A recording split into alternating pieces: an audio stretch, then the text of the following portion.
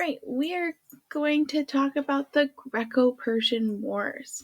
So, we are hoping to be able to describe the events of the Greco Persian Wars by taking some notes while we watch a dramatic performance in order to understand how society changed in Greece. So, we were going to begin with the Battle of Marathon, which happens around 490 BCE. When we're talking about the Battle of Marathon, and really when we're talking about the Greco-Persian Wars in general, we're going to talk about two groups of people, the Persians on the left and the Greeks on the right. So King Darius is going to begin this war period, and he is the king of the Persian Empire, which you can see on that map in green. And he is working to restore and expand the Persian Empire. So you'll notice on that map it says Persian Empire under Xerxes, which is not King Darius, but it's close enough, so we're not going to worry about that. In terms of size, it's not going to be too much different that will impact this lesson. And Miltiades is going to be the Athenian military general. And he said that it was important to fight the Persians at Marathon. So that little circle is supposed to show you where Athens is. It's right here. There we go. All right. So with that, we are ready to begin. Those Greeks must pay. I am the king of the great empire, and I will conquer those little city-states.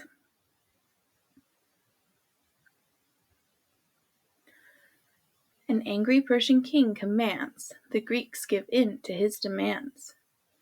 For gifts of earth and water, they refused to be ruled by the mighty Persian Empire.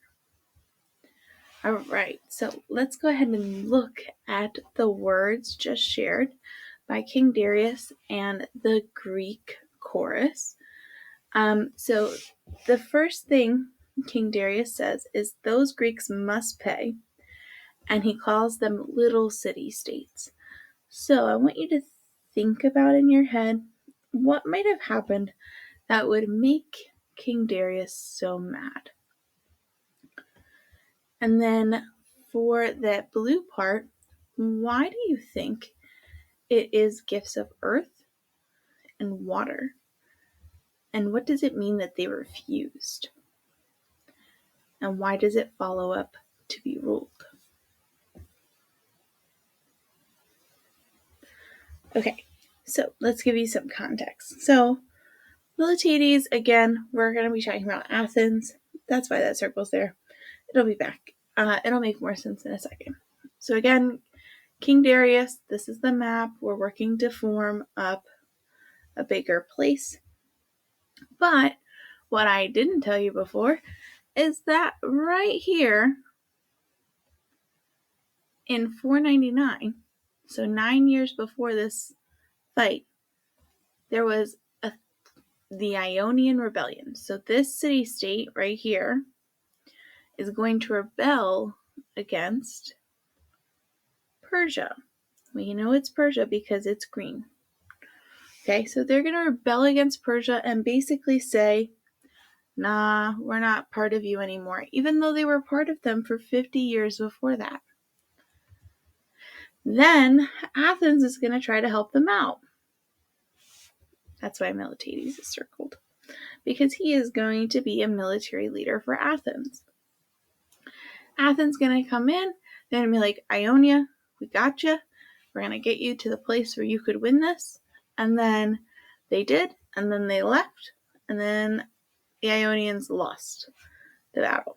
So then there was this big punishment. So when we go back to these words that King Darius is sharing, he's upset that the Greeks helped the Ionians, which they are already being punished, and he wants them to be a part of his country, right?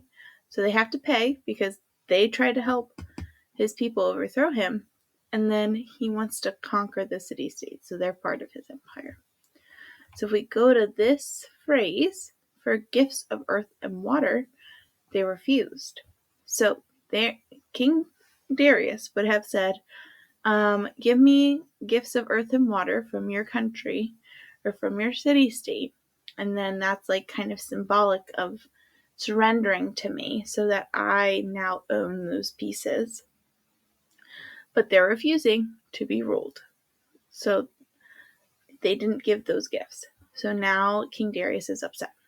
So this is the cause of the Greco Persian War. This frustration, because of the Ionian rebellion, is going to cause the Greco Persian War. And that brings us to the first battle. So we Persians sailed to Greece and marched onto the plain at Marathon, and there we waited with our noble king.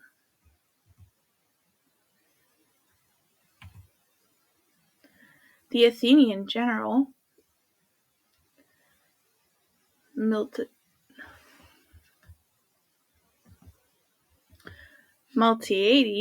sorry about that, I had to check my pronunciation. The Athenian general Miltiades did see he was greatly outnumbered.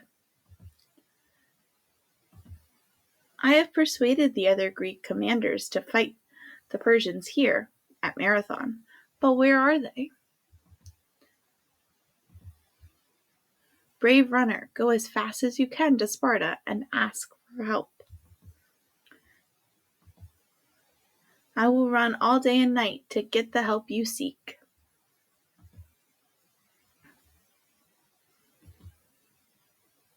He ran for 2 days and for 2 nights. He told the Spartans they were needed to fight. They told him no, they could not go until their festival ended.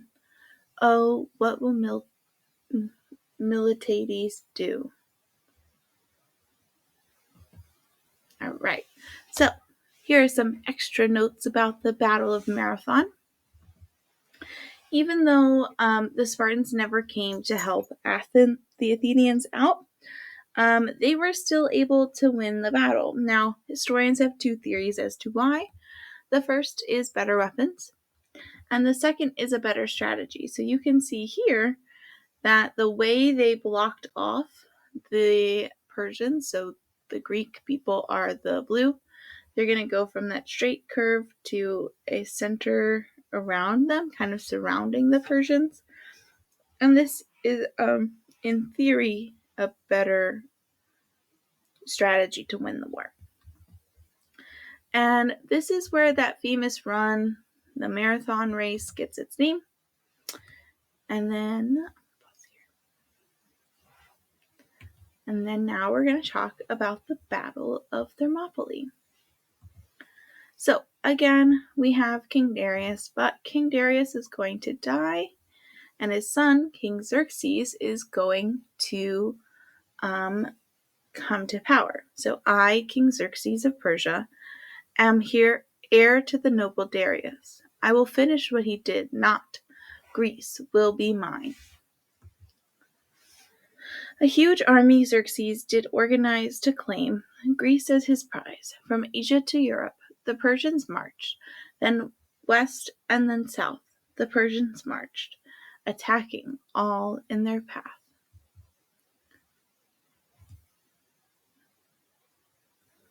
Several of our Greek city-states have been captured.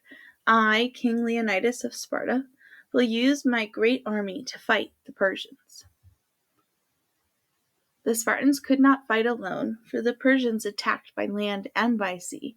The Athenians would fight the Persian navy, and the Spartans would fight at Thermopylae. We Spartans make our stand in a narrow pass between the mountains and the sea.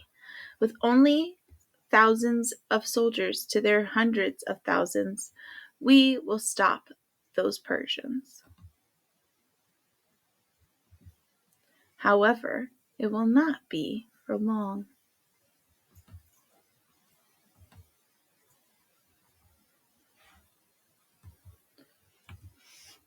Oops, sorry.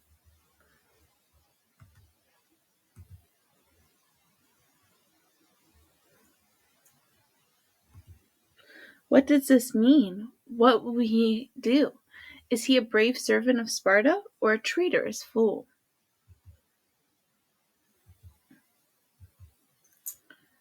All right, so the traitor is actually going to show the Persians the path through the mountains, which then will allow the Persians to surround the Spartans. Leonidas is going to tell most of his troops to leave, and then he's going to prepare to fight with the remaining 300. And that is where we get the movie, The 300. Unfortunately for the Greeks, that it was not enough, and they lost this battle on the land, and this allowed the Persians to go through to the city of Athens. And again, this is where we get that story of the 300. It's a movie that's rated R, so maybe not allowed to see it, but you probably have seen this gif right here or heard somebody say, "This is Sparta." Well, right before he yells that to them, the guy here that's being kicked is asking for earth and water. So this would have happened in the Battle of Marathon. But in the movie, they have it much closer. So in reality, that asking for earth and water would have been the thing that happened in the Battle of Marathon. But what is realistic with it is when they did ask for earth, or when those people asked for earth for the Persian king, they did kick them into pits or wells if it was for water. All right, that brings us to the Battle of Salamis. The slaughter of those 300 Spartans leaves us no hope for us in Athens. We must leave before the Persians come. Those Athenians were very worried, and they hurried out of their city and out of harm's way. The small army left was no match for King Xerxes and the Persian might. He burned the city to the ground. My beautiful Athens has been destroyed. I think I know a way to defeat those Persians. The Athenian navy leader,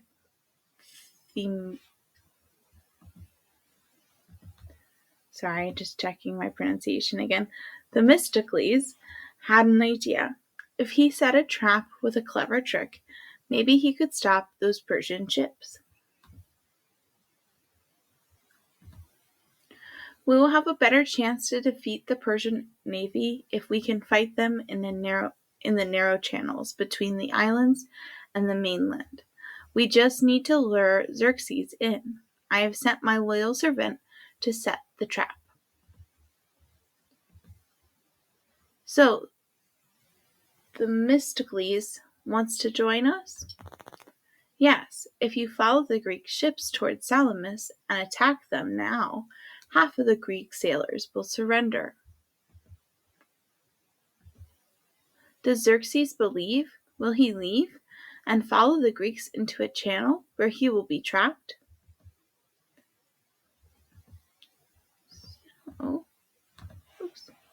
So Xerxes is going to fall for this plan and is going to get trapped. And that trap is the naval battle of Salamis. So the Greeks are going to report that they've only lost about 40 boats in this battle. But regardless of what they're reporting is true or not, they definitely defeated the Persians here, which leads us to the Battle of Platea, which is going to happen in 479 BCE. The loss at Salamis was too much. I must go before the Greeks destroy our bridge crossing at Helles Point. The defeated King Xerxes he did flee to cross his bridge at Hellespont, but he did find nature was not kind. His bridges were destroyed, and he had to cross by boat. King Xerxes has left me in charge of the army that remains in Greece, and in the spring those Greeks will know the full force of the mighty Persian army. Those Persians will surely try again when spring comes. Will my Spartan army be all that is left? Now, you must remember that Athens and Sparta had joined together to put up a fight. Go, find our fellow Greeks, ask them if they will fight again. I will find our Athenian allies and seek their help.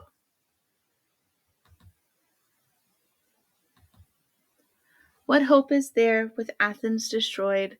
Will they surrender to Persia or fight alongside their Spartan brothers? All right, so the Athenians did not end up making an agreement with Xerxes. Instead, they are going to fight in that battle with Sparta.